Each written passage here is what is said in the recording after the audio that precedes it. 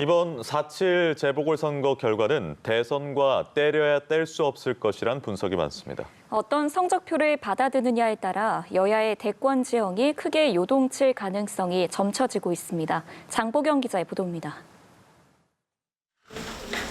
이번 대선은 시기적으로 4.7 재보궐선거의 결과와 맞물려 돌아갈 수밖에 없습니다. 일단 여권을 들여다보면 현재 이재명 경기도지사와 이낙연 민주당 대표가 겨루고 있는 양강 구도가 영향을 받을 가능성이 큽니다. 특히 직접적 파장권에 있는 건 선거 진두지휘를 맡은 이낙연 대표입니다. 이 대표가 적어도 서울시장 선거를 사수해낸다면 대권 주자로서의 지지율 반등을 꾀할 발판을 마련하게 됩니다. 그러나 패배할 경우 선거 책임론의 직격탄을 맞아 정치적 입지가 약화될 가능성이 큽니다. 재보궐선거가 끝나면 결과를 둘러싼 해석투쟁이 정치권에서 격렬히 벌어질 것입니다. 현재 거론되는 유력 대선 후보들 중에서 이낙연 대표는 공천 결정, 선거 준비를 직접 관장했기에 선거 결과에 가장 민감하게 영향을 받을 것으로 보여집니다. 특히 이 대표가 선거에서 진다면 여권 내 제3후보가 등장할 공간이 열리게 되면서 여권 내 대권 판도가 요동칠 수 있다는 관측입니다.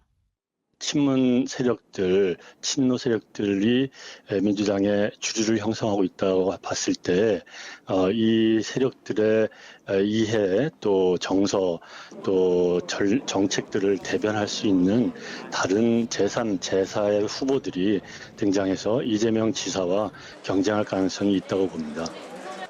현재 여권의 지지율 선두를 달리고 있는 이재명 지사의 경우 재보선 결과에 직접적 영향을 받지는 않을 것이란 분석입니다. 재보궐선거 결과에 더 큰 영향을 받는 쪽은 야권입니다.